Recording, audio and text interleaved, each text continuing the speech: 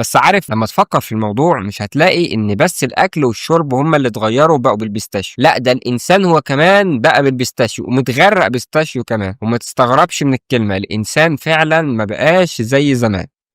ويل للعالم إذا انحرف المتعلمون وتبهيض المثقفون. زي ما حولنا الكنافة بالفستق لكنافة بالبيستاشيو، الإنسان هو كمان اتحول من إنسان عادي بسيط وأصيل لإنسان بالبيستاشيو. التحول الرهيب اللي بقينا بنشوفه في حياة الإنسان خلانا نسأل سؤال مهم جدا، هو ليه كده؟ لا بجد يعني ليه كل حاجة كانت موجودة في أصولنا وثقافاتنا بقينا بنحاول إننا نغيرها؟ ليه كل كلمة متعودين إن إحنا نقولها من أجدادنا بقينا بنحاول إن إحنا نقولها بطريقة مختلفة وبلكنة مختلفة؟ ليه الفستق بقى بيستاشيو والجبنة بقت تشيز والقهوة بقت كوفي والحذاء بقى شوز وقيس على ذلك كتير؟ يعني هي كده ألطف؟ يعني هو احنا لما نقول شوز بدل حذاء يعني يبقى احنا كده محترمين وولاد ناس ومتربيين 50 مرة؟ ما هي يا جدع، ايه القيمة الإضافية للموضوع؟ وهل لو احنا قلنا بيستاشيو أو تشيز هيبقى الأكل أطعم يعني؟ ولا أي حاجة هتتغير.